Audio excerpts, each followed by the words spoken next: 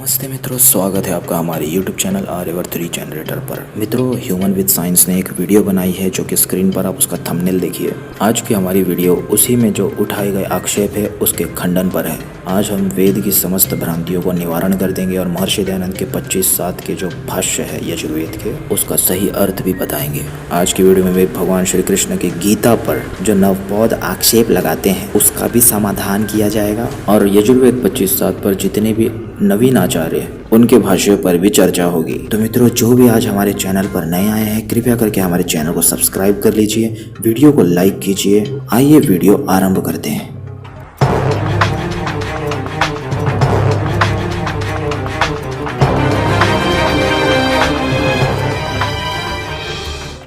तो मित्रों, आज की वीडियो महर्षि दयानंद कृत यजुर्वेद भाष्य 25/7 का सही अर्थ अनुवाद करने से पूर्व हम कुछ बातें यहाँ पर रखना चाहते हैं कि महर्षि दयानंद ने जो भी वेद भाष्य किया है वो एकदम सांकेतिक रूप में किया है, विस्तार से नहीं किया है। और उस भाष्य को भी सही समझ पाना वेदांग से उपांग, ब्राह्मण ग्रंथ, अरण्यक और वेद पर्यंत सभी शास्त्रों का ज्ञान होना जरूरी है, अन्यथा ऋषि दयानंद का अर्थ समझना कठिन है। क्योंकि महर्षि दयानंद का मत ब्रह्मा से लेकर जैमिनी पर्यंत ऋषियों का ही मत है, तो उन ऋषियों के ग्रंथों को पढ़ना आवश्यक है। तो आज जो हम वेद मंत्र का भाष्य को खोलेंगे तो उसे हम अपने अल्प बुद्धि से सरल रूप में ही खोलेंगे, जिससे कि आप सभी को ठीक अनुवाद मेरे मत के अनुसार आप तक पहुंच जाए। आज हम अपना मत जो हमें लगता है उसी को आप तक पहुंचाएंगे। दूसरी बात यहाँ पर ध्यान में ये रखने वाली है कि महर्षि दयानंद ने वेदों का केवल और केवल संस्कृत भाष्य किया था, हिंदी अनुवाद बाद के पंडितों ने किया है, जिसे कि परोपकारिणी इत्यादि प्रकाशनों ने अभी तक नहीं बदला।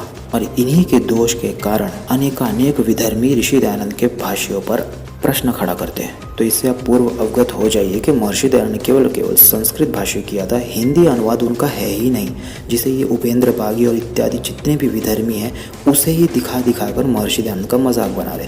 और आज हम केवल संस्कृत भाष्य को ही पढ़ के अर्थ करेंगे। हिंदी जो अर्थ है वो हमारे अनुकूल नहीं है, हम उसे नहीं मानते। ये देवेंद्रनाथ मुखोपाध्याय कृत महर्षि दयानंद जीवन चरित्र भाग 2 परिशिष्ट 5 में लिखा है, ऋग्वेद और यजुर्वेद भाष्य में महर्षि ने तो केवल संस्कृत में रचना की थी और उसकी जो हिंदी भाषा है वो बाद के पंडितों ने अनुवाद किया है, महर्षि दयानंद का नहीं है। आगे जो उपेंद्र बागी आक्षेप लगाता है हिंदी अनुवाद से, वो तो महर्षि दयानंद का है ही नहीं।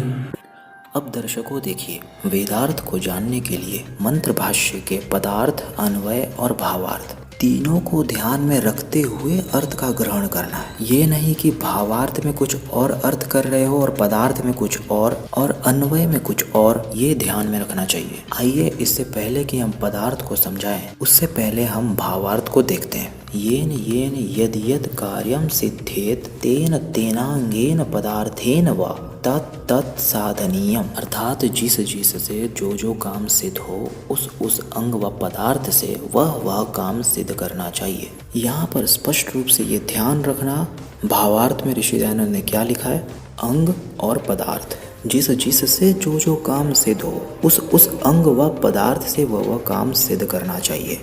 यहाँ स्पष्ट रूप से भावार्थ में केवल और केवल अंग और पदार्थ से सिद्ध करने की बात आई है। अतः मंत्र पदार्थ में भी इन्हीं चीजों का वर्णन हो रहा है, इससे अतिरिक्त कुछ भी नहीं, यही समझना चाहिए। अब हम मंत्र पदार्थ को देखते हैं। पोषणम वनिष्ठुना, वनिष्ठुना का अर्थ महर्षि ने याचनेन किया है। याचन शब्द याचरी धातु से बना है, जिसका एक सामान्य अर्थ ग्रहण करने की इच्छा और दूसरा अर्थ इसका निघंटु में है याचरी वध कर्मा, अर्थात नष्ट करने की प्रवृत्ति। अब इसी का तृतीय विभक्ति में अर्थ होता है ग्रहण करने की इच्छा और नष्ट करने की प्रवृत्ति। इन दोनों क्रियाओं से हमारे मानव शरीर का हर प्रकार से पुष्टिकरण होता है। यहाँ पर केवल मानवीय शरीर से अर्थ इसलिए ग्रहण किया जा रहा है क्योंकि यहाँ पर ईश्वर द्वारा मनुष्यों से संबोधन है और मनुष्यों को उनके ही अंगों से कार्यों को सिद्ध भी करना है। तो यहाँ अर्थ होगा मानवीय शरीर में ग्रहण करने और नष्ट करने की प्रवृत्ति, इन दोनों क्रियाओं से पुष्टिकरण शरीर में होता है। अब देखिए, अंधा हीन स्थूल गुदया सर्पान गुदाभीर विहृद आंत्रैन रपो वस्तिना, ये सेकंड थिंग यहाँ पर समझाया जा रहा है। अब अगेन में पदार्थ हिंदी में वाक्य निर्माण शैली से अपने अनुसार समझाता हूँ। तो महर्षि ने वस्तिना शब्द का अर्थ किया है नाभे रथो भागेन। मित्रों, यह शब्द देखिए तृतीय विभक्ति का एक वचनांत है, अर्थात करण कारक में इसका अर्थ बनेगा नाभि के अधोभाग से या द्वारा। अंधान सर्पान स्थूलया गुदया सह। यहाँ पर मित्रों आपको दुनिया में ऐसी कोई सांप की प्रजाति खोजने नहीं निकलना है, क्योंकि यहाँ महर्षि अनुसार सीधा सरल अर्थ ये है मित्रों, एक ऐसा सर्प जिसके पास नेत्र दृष्टि नहीं है और स्थूल गुदा सहित उसका अंतिम भाग बड़ा हो, मोटा हो। क्योंकि महर्षि दयानंद 25वें अध्याय के प्रथम मंत्र से ही मनुष्यों के कर्तव्य विषय में ही प्रत्येक मंत्र का भाष्य कर रहे हैं। इसी प्रकरण में इसका टॉपिक भी है, फिर उसी विषय को अगले मंत्र में कहा है, यानी प्रकरण वही चल रहा है जो पहले मंत्रों में था। यहाँ सर्पों का और अश्व इत्यादि अन्य प्राणियों का कोई भी लेना देना नहीं है। और इसका भावार्थ भी पढ़ेंगे तो ये स्पष्ट हो जाएगा, यहाँ केवल और केवल मनुष्य के अंग और पदार्थों से कार्य सिद्धि करने की बात आई है, अन्य प्राणियों के विषय में बिल्कुल भी नहीं। तो यहाँ पर हमें ऐसे कोई सर्प खोजने की आवश्यकता नहीं है जो कि अंधा हो और स्थूल गुदा सहित हो, बल्कि यहाँ ये उपमा दी जा रही है, उस अंग को लक्षित किया जा रहा है जिससे इसका सादृश्य बैठे। इस पूरे मंत्र में किसी भी पशु का नाम ही नहीं है, क्योंकि इससे भावार्थ गलत सिद्ध हो जाएगा। इसलिए भावार्थ अनुसार अगर अर्थ लेंगे तो यहाँ पर एक ऐसे अंग की उपमा दी जा रही है जो कि स्थूल गुदा सहित अंधा सर्प जैसा हो। अब वो कौन सा अंग है इसे आगे स्पष्ट करूंगा। अब महर्षि ने विहृदः का अर्थ विशेषण कुटिलान किया है। यहाँ मित्रों कुटिल शब्द से वक्रीय अर्थ ग्रहण करना है, क्योंकि सरल का एक अर्थ सीधा होता है, इसीलिए कुटिल का एक अर्थ वक्रीय यानी टेढ़े तिरछे भी होता है। और इसी के साथ में विशेषण दिया है विशेषण, अर्थात ये जो अंग जिसकी उपमा दी जा रही है वो विशिष्ट है, पीछे वाले अंग से ये विशिष्ट है। अब ये अंग कौन सा है, कहाँ का है, ये आगे पढ़िए। महर्षि ने आंत्रही शब्द का अर्थ किया है उदर स्थिर नाड़ी विशेषय। इस शब्द का संधि विच्छेद करेंगे, उदर में स्थित नाड़ी विशेष कुछ अंगों को। मित्रों अभी जो हमने दोनों अंगों की सर्पों से उपमा ली थी वो और कुछ नहीं उदर में स्थित नाड़ी है, और यहाँ जो समास है उन्हीं दोनों अंगों को लक्षित कर रहा है। यानी ये सिद्ध हो गया कि वो दोनों अंग थे जो उदर में स्थित नाड़ी थे, न कि उदर में स्थित कोई दो सर्प। ये था वास्तविक इसका अर्थ। उदर में स्थित स्मॉल इंटेस्टाइन और लार्ज इंटेस्टाइन का यहाँ पर वर्णन हो रहा है, कोई भी सर्प जैसे प्राणी का अर्थ यहाँ नहीं है। मित्रों यहीं पर सभी त्रुटि कर देते हैं कि संस्कृत भाषा को समझते नहीं है। मित्रों संस्कृत भाषा के अन्य भाषाओं से ये विशेषता है कि उसमें एक शब्द के अनेक अर्थ होते हैं, कि अनेक शब्दों की भ्रांतियों में न फंसकर किसी जानने वाली वस्तु की उपमा देकर न जानने वाली वस्तु को भी बोध करा सके। ये विशेषता भी संस्कृत भाषा में है। और एक शब्द के अनेक अर्थ होते हैं, इसके लिए हमें अनेक शब्दों को भी स्मरण रखने की कोई आवश्यकता नहीं है। धातुवर्थ से और प्रकरण अनुसार हम सही वस्तु को जान सकते हैं। ये दोनों विशेषता केवल और केवल संस्कृत भाषा में है। यहाँ प्रकरण उदर में स्थित कुछ ऐसे नाड़ी विशेष अंगों का चल रहा है, न कि दो सर्पों का। और यही अनुवाद ऋषि के भावार्थ और अन्वय से भी सम्मति प्रकट करता है। संस्कृत भाषा में संज्ञाएं अर्थ को देखकर ही रखा जाता है, जैसे कि गोकर्णी एक पुष्प का नाम है और मंडूकपर्णी एक औषधीय जड़ी बूटी का नाम है। इन दोनों में भी उपमा देकर उसके लक्षणों से सादृश्यता दर्शाई जाती है। यहाँ पर भी इसी प्रकार अर्थ है। अब इसके आगे अब्बह का ऋषि ने अर्थ किया है जलानी, अर्थात कई प्रकार के जलों को, मैनी टाइप्स ऑफ लिक्विड्स। अब हम सेकेंड पॉइंट पूरा देखते हैं। नाभि के अधोभाग से अर्थात गुदेंद्रिय से लार्ज इंटेस्टाइन वाली नाड़ी सहित स्मॉल इंटेस्टाइन जो उदर में स्थित दोनों नाड़ियां हैं, उनमें गुदा मार्ग से जलों को सिद्ध करो। अर्थात लार्ज इंटेस्टाइन और स्मॉल इंटेस्टाइन की शुद्धि और पुष्टि के लिए आयुर्वेद के पंचकर्म में बस्ती की चिकित्सा करो, जिसे आज मेडिकल साइंस में एनिमा कहा जाता है। जी हाँ, यदि आपको इन दोनों इंटेस्टाइन्स को शुद्ध करना है बिना ऑपरेशन के चीर फाड़ के, तो मेडिकल साइंस में डॉक्टर्स एनिमा की प्रोसेस बतलाते हैं। तो जितने भी ह्यूमन विद साइंस जैसे अनपढ़ नवबौध हैं, उन्हें पहले मेडिकल साइंस ही पढ़ लेना चाहिए और अपने दांत फाड़ने से पहले ये विचार कर लेना चाहिए कि हमारा क्लेम दूसरों का मजाक बनाने वाला है या अपनी ही जग हंसाई दूसरों के सामने करने वाला है। अनपढ़ नवबौद्धों ने कुछ पढ़ा होता नहीं है। ये लोग अपने अज्ञान से विज्ञान का मजाक बनाएंगे, परंतु वास्तविकता में होता इसके ठीक उलट है। अब देखिए मित्रों, वेद में आए जो स्थूल गुदा वाला अंधा सर्प और कुटिल सर्प है, उसकी संगति इस इमेज से लगाइए। ये USDA.gov से हमने इमेज ली है। यहाँ ये जो रेड एरो इंडिकेट कर रहा है, इसको सीकम कहते हैं। लार्ज इंटेस्टाइन की फंक्शनिंग में मेनली 3 चीज होते हैं: सीकम, कॉलन, रेक्टम। अब ये सीकम दिख रहा है आपको, ये सबसे मेन और फर्स्ट पार्ट है। ये साइंस डायरेक्ट की साइट है। इसमें भी सीकम के लिए ब्लाइंड पाउच शब्द का उल्लेख किया है, यानी सीकम की डेफिनेशन ब्लाइंड पाउच से है। It is some like a blind pouch.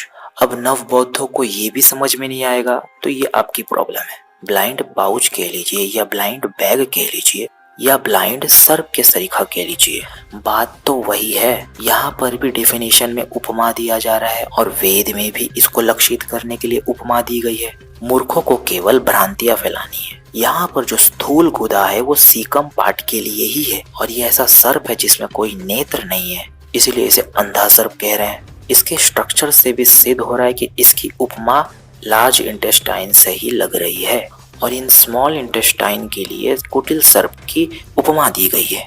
अब मित्रों यहाँ पर विशेष शब्द को ध्यान में रखिए। मित्रों आप सबने थोड़ी भी बायोलॉजी पढ़ी होगी तो आप ये बात जानते होंगे कि लार्ज इंटेस्टाइन में मेन डाइजेशन नहीं होता है। मेन डाइजेशन तो स्मॉल इंटेस्टाइन में होता है, इसलिए यहाँ पर विशेषण इस शब्द का प्रयोग किया गया है। ये अंग इम्पोर्टेंट है। लार्ज इंटेस्टाइन में केवल वेस्ट स्टोर होता है, मेन डाइजेशन तो स्मॉल इंटेस्टाइन में होता है।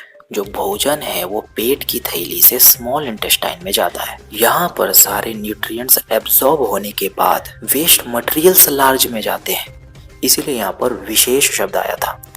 अब लार्ज इंटेस्टाइन में सीकम ही उस वेस्ट मटेरियल में ये क्रॉस चेक करता है कि कुछ मिनरल्स छूट तो नहीं गए और इसकी टोटली चेक करने के बाद पूरे वेस्ट को कोलन और रेक्टम से बाहर पास आउट कर दिया जाता है। मित्रों यहाँ पर बस्ती क्रिया की आवश्यकता इसलिए है कि सीकम की एक मेन इम्पॉर्टेंट फंक्शन ये है कि वो म्यूकस को छोड़ता है। जब भी स्मॉल इंटेस्टाइन से लार्ज इंटेस्टाइन में वेस्ट आता है तभी सीकम सलाइवा की तरह एक सॉफ्ट लिक्विड जो कि म्यूकस होता है उसे छोड़ने लगता है। इसका कारण ये है कि अगर वो उसको सॉफ्ट नहीं करेगा तो वेस्ट को आगे पास थ्रू करने में प्रॉब्लम हो जाती है, व्यक्ति को अनेक रोग झेलने पड़ते हैं। तो सीकम की प्रॉपर फंक्शनिंग, म्यूकस का प्रॉपर छोड़ना, स्मॉल इंटेस्टाइन और लार्ज इंटेस्टाइन का प्रॉपरली वर्क करना, न्यूट्रिएंट्स को एब्सॉर्ब करना और वेस्ट को ठीक ढंग से बाहर निकालना बिना कॉन्स्टिपेशन आदि रोगों के, इन सब को प्रॉपरली वर्क करने के लिए आयुर्वेद में प्राचीन समय से बस्ती चिकित्सा का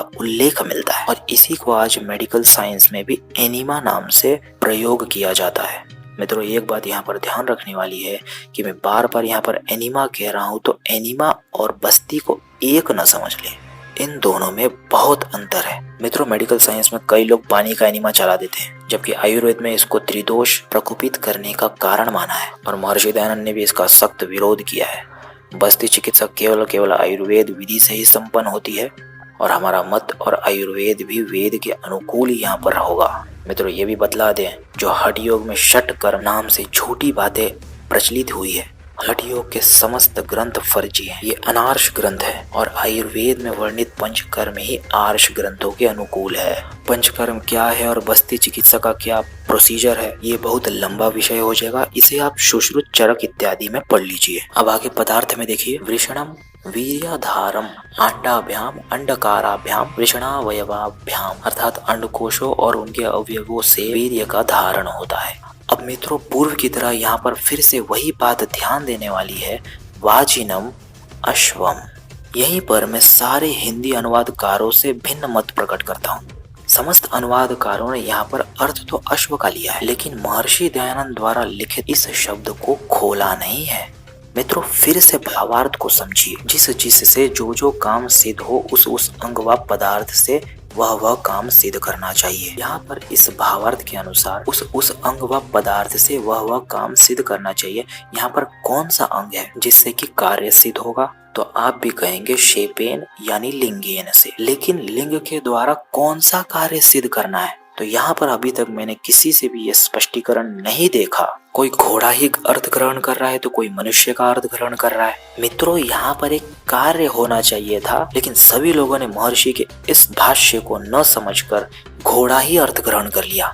लिंग का घोड़े से कोई संबंध ही नहीं है और इसी वजह से नवबौद्ध और उपेंद्र बागी जैसे जाहिल हमारे ऊपर झूठे आक्षेप लगाते हैं। यहाँ पर अश्व से क्या संकेत है, इसको समझने के लिए आपको महर्षि दयानंद की एक पुस्तक वेद भाष्य के नमूने के अंक इस ग्रंथ को पढ़ना चाहिए। मित्रों, इसमें महर्षि दयानंद ने ऋग्वेद के प्रथम मंत्र के भाष्य में ठीक इसी प्रकार वृषः शब्द से बैल नहीं लिया है और अश्व शब्द से घोड़ा नहीं लिया है। उन्होंने यत्र तत्र वृष से उसके कार्यों को लिया है, अश्व शब्द से उसके कार्यों को लिया है। इसीलिए हम यहाँ अश्व शब्द से अश्ववत कार्यों को लेंगे, अर्थात अश्व जैसा वीर्यवान, बलशाली, ओजस्वी, वेगशाली और ऐश्वर्यशाली इत्यादि स्वभावों को लिंग द्वारा संयम करें, अर्थात शिश्न इंद्रियों को ब्रह्मचर्य पूर्वक वश में रखें, तो जाकर अश्व की नाई उन समस्त कार्यों को सिद्ध किया जा सकता है। इसके लिए लिंग इंद्रिय का ब्रह्मचर्य पूर्वक संयम आवश्यक है। ऋषि दयानंद का यहाँ पर ये मत था, क्योंकि जो ब्रह्मचर्य पूर्वक संयम न करे तो बलवान, वीर्यवान इत्यादि कार्यों को भी सिद्ध न कर सके। अब आगे देखिए, प्रजाम यहाँ पर प्रयोजन है अर्थात संततिम, और रेतसा यहाँ पर अर्थ किया है वीर्येण, अर्थात संतति वाले प्रयोजन को साधने के लिए वीर्य द्वारा लिंग को ब्रह्मचर्य पूर्वक संयम करके तब जाकर के ओजस्वान, वीर्यवान और बलवान इत्यादि कार्य सिद्ध होंगे और तभी जाकर के उत्तम संतति प्राप्त होगी। ये है इसका अर्थ। जो आप लिंग इंद्रिय इत्यादि से व्यभिचार इत्यादि करें तो उत्तम संतति कभी भी प्राप्त ना हो और न ही इन अंगों का सही ठीक कार्य हो सके। अब आगे शब्द है चाषाण, अर्थात भक्षणानि, अर्थात भक्षण किए हुए अन्न को पेट में पित्त के द्वारा, पित्तेन शब्द का महर्षि ने कोई भी शब्द नहीं भाष्य किया है, वैसा ही रहने दिया है। पेट में जो पित्त के द्वारा या पाचनांगनी या डाइजेस्टिव जूसेस कह लो, उसी को यहाँ पर पित्त के द्वारा कहा गया है कि अन्न को पचाया जा सकता है। अब इसके आगे लिखा है प्रदरान, इसका अर्थ क्या है महर्षि ने? उदरावयवान, अर्थात उदर में रहने वाले अवयवों की शुद्धि कब होगी? पायुना, अर्थात गुदेंद्रिय से। अब यहाँ पर ये नवबौद्ध और ये उपेंद्र बागी इत्यादि जितने भी जाहिल है वो ये मजाक बना रहे हैं कि यहाँ पर कहीं भी गुदा में लेने के लिए कोई चीज नहीं अर्थ किया गया। मूर्खों, यहाँ पर लिखा है कि गुदेंद्रिय द्वारा उदर में स्थित अवयवों की शुद्धि करना है, अर्थात यहाँ पर शौच क्रिया की सिद्धि बताइए। मूर्खों, इतनी भी इनको अक्कल नहीं है। अब इसके बाद अंतिम पदार्थ है शकपिंडैहि, अर्थात शक्ते है संघातई ही, अर्थात शक्ति के पिंडों से शासनों को ग्रहण करो। आगे इसी को समझाने के लिए शब्द है यहाँ पर कुष्मान शासनानी से यहाँ पर पॉइंट एंड किया जा रहा है। अभी तक जितने भी अंगों से हमने जो भी कार्य सिद्ध किए हैं उसके लिए वेद में एक लास्ट शब्द आया है कुष्मान, उसका अर्थ किया है शासनानी, अर्थात उस पर अधिकार कर लो या कंट्रोल करो, रेगुलेट करो। ये यहाँ पर पूरा का पूरा इस भाष्य का अर्थ है। हिंदी अनुवाद इस प्रकार से करना था। अब इसके आगे महर्षि दयानंद लिखते हैं अत्र कश धातोर मक प्रत्ययो अन्येषाम पिति दीर्घश्च, अर्थात यहाँ कश धातु से मक प्रत्यय और अन्येषाम अपि दृश्यते अष्टाध्यायी 6:3-137 इस सूत्र से दीर्घ है। अगेन यहाँ पर महर्षि दयानंद ने विराम चिन्ह लिख दिया, अर्थात अब तक का पूरा विषय यहाँ पर समाप्त हो गया। अब अन्वय देखिए मित्रों, सेम टू सेम जैसा हमने पदार्थ का अनुवाद किया है उसी प्रकार से अन्वय का भी अनुवाद आप जान लीजिए। हम केवल इसको रीड कर लेते हैं। हे मनुष्याः यूयं वनिष्ठुना पोषणं स्थूलबुधया सह वर्तमानानन्दाहीन गुदाभिः सहितान् विहृतः सर्पानान्त्रैरपो वस्तिना वृषणं माण्डाभ्यां वाजिनं शेपेन रेतसा प्रजां पित्तेन चाशान् प्रदरान् पायुना शक पिंडैः निगृहीत।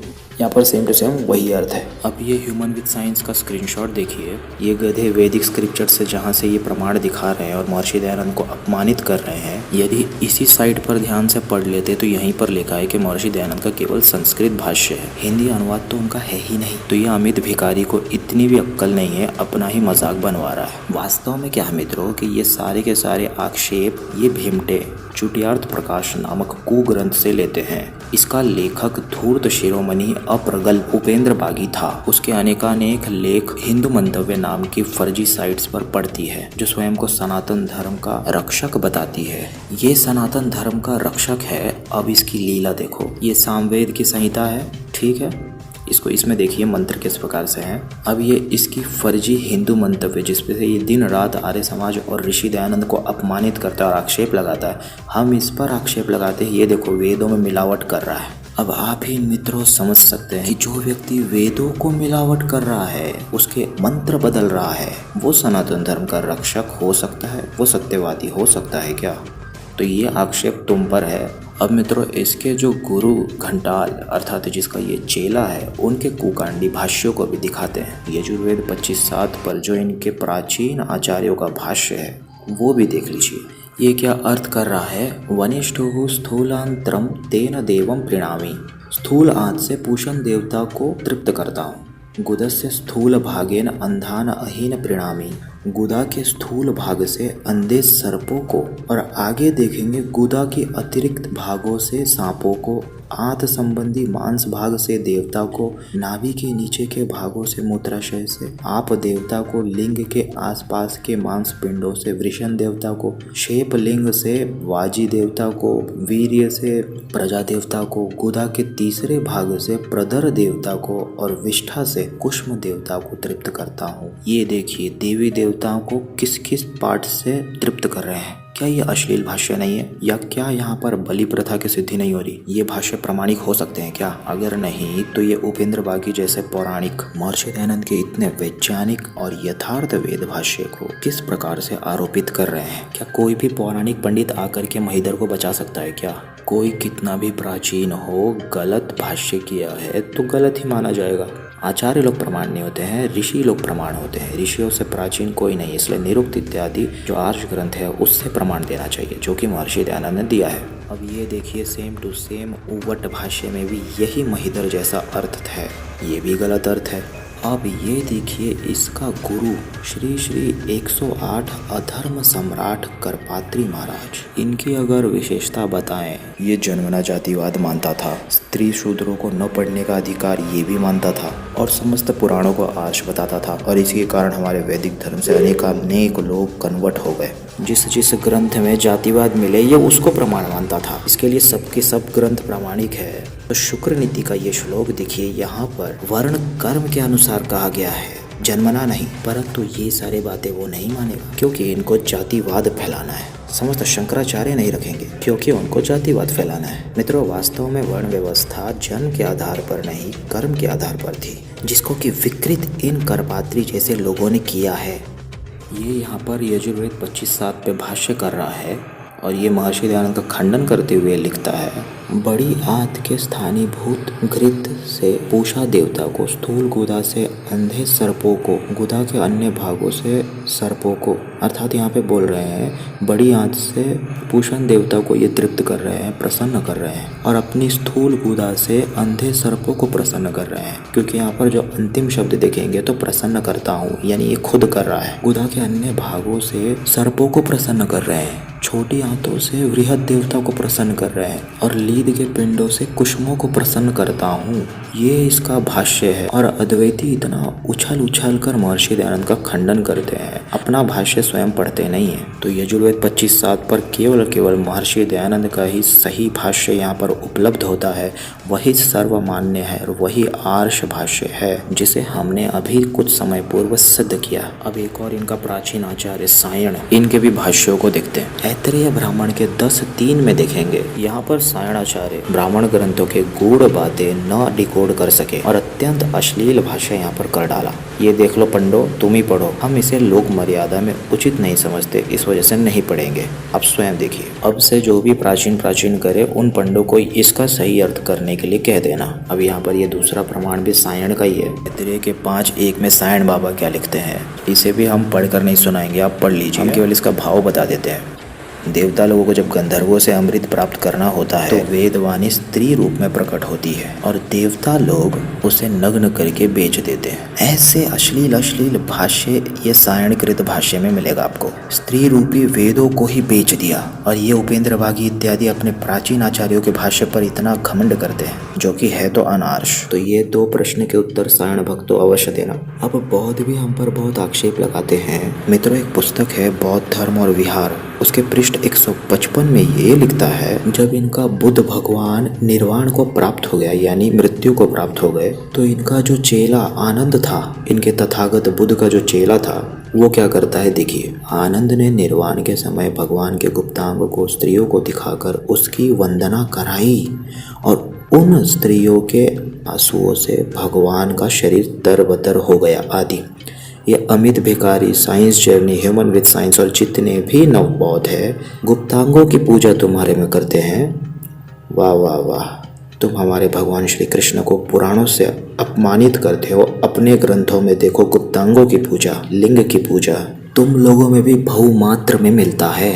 मूर्ति पूजा हमारे वैदिक धर्म का विकृत रूप बाद में पौराणिक लोगों ने चलाया है, परंतु तुम्हारे ग्रंथों का इतिहास तो इससे भी अश्लील है। सर्वप्रथम तुम उनको देखो। इन बौद्धों का एक मेन आक्षेप रहता है कि जातिवाद ब्राह्मणों ने फैलाया। आप देखेंगे कि इस्लामियों में भी भेदभाव जातिवाद है, ईसाइयों में भी है, विश्व में अनेक सभ्यताओं में थी, रोमन इत्यादि सभ्यताएं देख लीजिए। ईस्टर्न कंट्रीज में भी आपको जातिवाद मिल जाएगा। भारत में भी जहाँ जहाँ जातिवाद है वो वेद विरुद्ध मत ने चलाया है। वेदों के मूल में जातिवाद कहीं पर भी नहीं है, वहाँ पर वर्ण व्यवस्था है जो कि कर्मों पर आधारित है। वर्ण उसे कहा जाता है जिसको आप चयन करते हैं, वर्ण करते हैं, जबकि जाति जन्म से होती है। तो वर्ण व्यवस्था और जाति व्यवस्था में अंतर है, ये बौद्धों को समझना चाहिए। ये ह्यूमन विद साइंस अपने वीडियो में ये प्रश्न पूछ रहा है कि जो पहले वेदों में विज्ञान नहीं दिखता था, कोई विज्ञान का वर्णन नहीं है, अचानक से वेदों में लोगों को विज्ञान दिखने लगता है और सारे के सारे विज्ञान उसमें से लोग दिखाने लगते हैं। तो इन मूर्खों के लिए यही जवाब है कि देखो आर्यवर्त रीजनरेटर की कम्युनिटी पोस्ट शुरू से देखो। हमने इतने सारे प्रमाण दिए हैं। वेद में 4 विषय हैं, ज्ञान, कर्म, उपासना और विज्ञान। तो तुम्हें नहीं पता है तो हमारी कम्युनिटी पोस्ट को नित्य देखा करो और उसके बाद जान करके ही आक्षेप लगाओ। एकमात्र सनातन वैदिक धर्म ही ऐसा है जो तर्क, अनुमान और प्रमाण साक्ष्यों के साथ विज्ञान को भी लेकर चलता है। अन्य मत, पंथ, मजहब जैसे विज्ञान विरुद्ध और अंधभक्ति, अंधविश्वास इत्यादि नहीं मानते।